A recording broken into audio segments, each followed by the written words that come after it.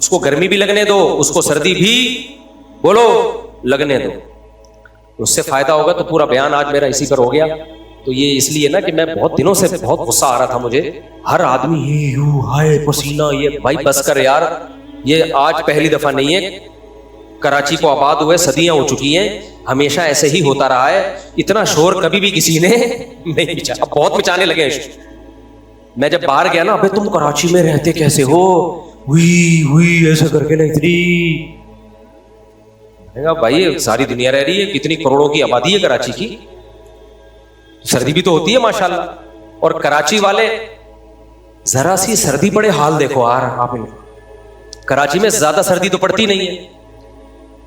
یہاں میں نے فجر میں ایسے لوگ دیکھے ہیں نومبر میں, وہ کوٹ سردیوں میں پہن کے فجر پڑھنے آتے ہیں جو سائبیریا میں نہیں برف میں لوگوں نے پہنا ہوا ہوتا. سائبیریا میں برف میں جو پہنا ہوا ہوتا ہے نا, فجر میں وہ کوٹ پہنے. میں ان سے کہتا ہوں مارے گا کیا, ٹینشن سے مارے گا, بس کر بھائی بس کر. آپ سب کو پتا ہے کراچی میں اتنی سردی پڑتی ہی نہیں ہے کہ پوری سردیوں میں سویٹر پہننے کی بھی نوبت آئے. میں نے کراچی میں سردیوں میں جیکٹ صرف اس وقت پہنی ہے جب میں بائک پہ جامعۃ الرشید جاتا تھا, کیونکہ احسان آباد کا کھلا ایریا ہے, صبح صبح فجر کے بعد ہوا لگنے کا خطرہ ہوتا تھا, بس اس دوران جیکٹ, ورنہ میں نے جیکٹ کو دیکھے ہوئے once upon a time jacket یا سویٹر دیکھے ہوئے عرصہ بیت گیا ہے. تو اس میں اتنا چھوئی موئی بنے ہوئے ہیں لوگ کہ فجر میں کیا پہن کے آ رہے ہیں, وہ سائبیریا والے ڈریسنگ میں آ رہے ہیں. تو بھائی اتنا نہیں, تھوڑا سا لگنے دو یار, تھوڑا سا کانپ ہی جاؤ گے نا, ایک دم تھوڑی مرو گے, پہلے کانپو گے پھر طبیعت خراب ہوگی, اس دوران کچھ پہن لینا یار, ایک دم سے تھوڑی ہوگا, تھوڑا سا لگنے تو دو. تو بھائی ہمارے مذہب کا حصہ ہے سستی بری چیز ہے, چستی اچھی چیز ہے, بزدلی بری چیز ہے, بہادری بولو نا, سبق یاد کرا رہا ہوں, میں خود بھی یاد کر رہا ہوں, میں کوئی فنٹر نہیں ہوں, میں خود بھی یہ چیزیں یاد کر رہا ہوں. بہادری اچھی چیز ہے, کنجوسی بری چیز ہے, سخاوت اچھی چیز ہے. اور ایک اور چیز, رات کو جلدی سونا اچھی چیز ہے, دیر سے سونا بری چیز ہے. صبح جلدی اٹھنا اچھی چیز ہے, دیر سے اٹھنا بری چیز ہے. جو صبح دیر سے اٹھے گا سارا دن سوتا ہی رہے گا, چاہے 10 گھنٹے سو جائے گا. جو رات کو جلدی سو کے جلدی اٹھ جائے گا, تھوڑی دیر سوئے گا, سارا دن فریش رہے گا. تو جب تک محنت مشقت کی عادت نہ ہو, سستی ہماری زندگیوں سے نہ نکلے, اس وقت تک میرے بھائی ہم دنیا کی ذلیل قوموں میں ہمارا شمار ہوگا, اور ہم بدنام ہوں گے پوری دنیا میں, اور آپ کے اسلام میں اٹریکشن بھی نہیں ہوگی. غیر مسلم آپ کے روزے اور نماز کو دیکھ کے نہیں آئے گا, وہ آپ کے لائف اسٹائل کو پہلے دیکھتا ہے. وہ کہہ رہے یہ رات بھر سوتے ہیں, فجر پڑھ کے پھر سو جاتے ہیں, تو آپ کی وہ فجر سے بالکل بھی متاثر نہیں ہو. دیکھو اللہ نے فجر رکھی اس لیے, دنیا میں کوئی ایسا ہو سکتا ہے جو آپ کو اٹھا کے دوبارہ سلائے ہے؟ یہ کوئی مینجمنٹ ہوئی؟ اللہ نے فجر رکھی اس لیے کہ بس بہت سو لیے, اب یہ سونے کا ٹائم نہیں. اللہ نے اس لیے, تو ہم نے ایسی چالاکی کی, ہم نے کہا اللہ تو ہمیں صبح جلدی اٹھانا چاہتا ہے, ٹھیک ہے اٹھ جائیں گے پھر سو جائیں گے دوبارہ. اللہ میاں کہا تم کر کیا رہے ہو یار, میں نے اٹھایا اس لیے تھا کہ بہت سو لیے. دیکھو ہر عبادت کی ایک حکمت ہوتی ہے کہ نہیں ہوتی, ہر عبادت کی ایک حکمت مصلحت ہوتی ہے. جیسے قرآن کہہ رہا ہے روزہ رکھنے کی حکمت کیا ہے, تمہارے کنٹرولنگ پاور بڑھے اور تم گناہ چھوڑو. ہم نے کہا اللہ کوئی بات نہیں, ہم روزہ رکھیں گے اور فلم دیکھ کے روزہ پاس کریں گے, غیبتیں کر کے ٹائم پاس کریں گے. تو اللہ میاں کہے گا نا کہ کمبختوں میں نے تمہیں روزہ جو رکھوایا تھا تاکہ گناہ سے بچنے کی طاقت بڑھے, تم الٹا اسی روزے کو پاس ہی گناہ کر کے کر رہے ہو. تو روزہ تو پھر بھی ہو جائے گا, لیکن یہ کر کیا رہے ہو تم؟ ہر عبادت میں ایک مصلحت ہے نا. تو فجر کی نماز میں حکمت اور مصلحت یہ ہے کہ مسلمان قوموں کے کاموں کا آغاز فجر سے شروع ہو. تھائی لینڈ میں نے فجر میں مارکیٹیں فل کھلی ہوئی دیکھی ہے, بہت سارے کنٹری میں فجر کے وقت ساری مارکیٹیں کھلی ہوئی, کل رش ہوتا ہے بازاروں میں. ہمارے یہاں آپ چلے جاؤ فجر میں 12 بجے ایک دفعہ میں حیدری گیا ہوں تو مجھے لگا اسٹرائک ہے شاید آج. لوگوں نے کہا ابھی تو ان کی صبح صادق بھی نہیں ہوئی ہے. تو اللہ میاں نے فجر اس لیے رکھی تھی کہ مسلم قوم کیا کرے گی, فجر میں اپنے بوری کا لِأُمَّتِي فِي بُكُورِهَا، حدیث میں آتا ہے اللہ نے صبح کے وقتوں میں برکت رکھی ہے کام میں، تو یہ امت ساری صبح صبح فریش ہو کے اٹھی ہوئی ہوگی، نماز پڑھ کے کاموں کا آغاز کرے گی.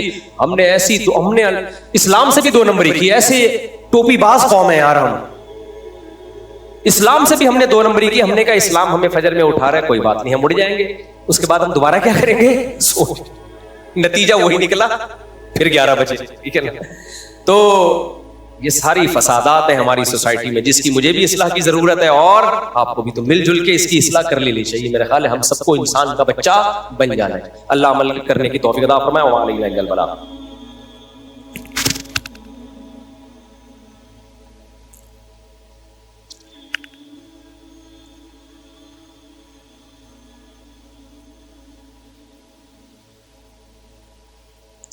یہ ہو گیا ابھی جو آج میں نے بیان کیا ہے نا گرمی کے فضائل پر، پسینہ وسینہ، یہ وہ ڈی ہائیڈریشن ہوتا ہے نا، ڈاکٹر کہتے ہیں تو یہ کرو وہ کرو. ہمارے مدرسے میں کچھ لندن سے کچھ طلبہ آئے ہیں تو وہ گرمی میں سارے ORS پی رہے ہیں. ہم حیران ہو ابھی کیا کر رہے ہو؟ تو انہوں نے کہا ایکچولی دیکھیں جب گرمی بڑھتی ہے پسینہ نکلتا ہے تو ڈی ہائیڈریشن کا خطرہ ہوتا ہے، تو پھر اس میں نمکیات کی کمی ہوتی ہے، تو نمکیات کی کمی میں پھر ہمیں اس نمکیات کو پوری ایک رپورٹ پیش کر دی. میں نے کہا بس کرو خدا کے لیے بس کرو. تو ساری زندگی سے لوگ گرمیاں جھیلتے آئے ہیں، گرمیوں میں کھیتوں میں کام کرتے آئے ہیں، تو ان کو شاید عادت نہیں ہے. وہ تو ظاہر ہے UK لندن سے آئے ہوئے لوگ ہیں، ان کے لیے تو شاید صحیح ہو وہ بات. تو آپ نے جیب میں ORS کی پڑیاں رکھیں یا پانی بنا کے رکھیں، ORS کا پانی بنا کے بوتل ساتھ میں رکھی، پیے نہیں، پینا نہیں ہے اس کو. وہ اس لیے کہ اللہ نہ کرے کوئی ایمرجنسی ہو گئی تو پی لیں. اور ایک دم سے کچھ بھی نہیں ہوتا، پہلے محسوس ہوگا آپ کو کچھ ہو رہا ہے. تو جب تک محسوس نہ ہو، میں نے دیکھا ہے محسوس کچھ بھی نہیں ہو رہا اور ORS پہ ORS پیے جا رہے ہیں لوگ. گرمی لگنے دے نہیں رہے ہیں. اب ڈاکٹر لوگ کہتے ہیں نا گرمیوں میں تربوز کا پانی پیئیں اور ORS پیئیں اور بڑھا دیں نمکیات کی کمی. بھائی وہ اس کے لیے ہے جو نمکیات کی کمی تو ہونا. لوگ صرف گرمی کا موسم دیکھ کے ORS پی رہے ہیں کہ چونکہ جون کا مہینہ چل رہا ہے لہذا ہم نے کیا کرنا ہے، نمکیات کی کمی. نمکیات کی کمی چاہے جون کا مہینہ ہو، جولائی کا مہینہ ہو، ایئر کنڈیشن میں نمکیات کی کمی نہیں ہوتی. یہ ساری ڈاکٹروں کی باتیں ان لوگوں کے لیے جو پسینہ نکال رہا ہو، گرمی میں چل رہا ہو، پھر رہا ہو. لوگوں کا پسینہ نکل کر رہا ہے پھر بھی ORS کی بوتلیں لے کے گھوم رہے ہیں. یعنی دفتر میں 18 ٹیمپریچر پہ بیٹھے ہوئے، وہاں سے نکل کے گاڑی میں جانے کے دوران جو 2 منٹ لگتے ہیں نا، اس کے لیے ORS کی بوتل انہوں نے سنبھالی بھی. کار میں بیٹھے پھر ایئر کنڈیشن ہے، گھر میں آئے پھر AC لگا ہوا ہے، پھر بھی ORS پیو گے تو مرو گے. پروگرام کیا ہوگا، بڑھ جائے گا. تو یہ ڈاکٹر کہتے ہیں نا ڈی ہائیڈریشن ہے تو ہونے تو دو کچھ ہونے دو. جیسے بعض دفعہ ہمارے ساتھ بھی 1-2 دفعہ ایکسرسائز کے دوران ہوا، گرمی میں بہت پسینہ نکلا تو مجھے اندازہ ہو گیا کھوپڑی کیا کر رہی ہے، تو فوراً ORS وغیرہ پی کے سیٹ ہوئے. بعض دفعہ ہوتا ہے ونس اپون اے ٹائم کبھی بہت زیادہ آدمی پسینہ نکال دیتا ہے حد سے زیادہ، تو نمکیات کی کمی ہو جاتی ہے، تو فوراً پی لینا چاہیے. پھر مر جاتا ہے، 10-15 منٹ لگتے ہیں آدمی کے انا للہ ہونے میں. پھر تو اگر وہ ایسا ہو جائے نا بہت جلدی مرتا ہے، تو وہ رکھے لیکن کچھ ہونے دے. تو ابھی کچھ ہو نہیں رہا ہے، صرف جون کا مہینہ اور اخبار میں یا موبائل پہ ٹیمپریچر چیک کیا، باہر ٹیمپریچر کتنا چل رہا ہے، بھائی فوراً ORS کی بوتل. بھائی باہر چاہے جہنم کی آگ بھی جل رہی ہو نا، آپ تو ایئر کنڈیشن روم میں بیٹھے ہوئے ہو، آپ تو AC سے نکل کے گاڑی میں AC میں بیٹھتے ہو، وہاں سے نکل کے آپ گھر میں چلے جاتے ہو، وہاں بھی بیگم نے AC چلا کے رکھا ہوا ہے، تو پھر کس چکر کے آپ تربوز بھی کھا رہے ہو اور ORS بھی پی رہے ہو؟ اس سے کوئی فائدہ، بلکہ الٹا کیا ہوگا، نقصان ہوگا. نمکیات بلا وجہ باڈی میں بڑھیں گے. مفتی صاحب اگر کسی شخص کا وراثت کا مسئلہ ہے، اگر اس نے ابھی تک بہن بھائیوں کو حصہ نہیں دیا، اگر وہ شخص کسی رشتہ دار کی گائے یا پھر کسی بھی گائے میں حصہ ڈالے تو کیا ہم اس کی گائے میں حصہ ڈال سکتے ہیں؟ ڈال تو سکتے ہیں حصہ، کیونکہ ضروری تھوڑی ہے کہ وہ حرام پیسوں سے حصہ لے رہا ہو. آپ کو کیا پتا، ہو سکتا ہے اپنے پیسوں سے حصہ لے رہا ہو. تو جب تک ہمیں پتہ نہیں ہے تو تفتیش کی اجازت نہیں ہے. باقی جو اس نے بہنوں کو حصہ نہیں دیا، بہنوں کی وراثت نہیں دی، یہ کبیرہ گناہ ہے. اس کا اس کو دنیا میں بھی بے برکتی ہوگی اور آخرت میں بھی عذاب بھگتنا پڑے گا. وراثت آج کل کوئی تقسیم نہیں کرتا بھائی، ہم نے بہت دیکھ لیا ہے. مفتی صاحب بہت اہم سوال، یہ اس کی وضاحت کر دیں کہ جب انسان پریشانیوں کے دلدل میں ہو تو ان پریشانیوں کو اللہ کی آزمائش سمجھے یا اپنے گناہوں کا وبال سمجھے؟ دیکھو اگر احساس ہو گیا نا کہ یہ پریشانیاں اللہ کی طرف سے ہیں اور مجھ سے گناہ بھی ہوئے تو بس یہ احساس اس کی علامت ہے کہ یہ پریشانیاں اللہ کی نعمت بن کے آئی ہیں، عذاب بن کے نہیں ہیں۔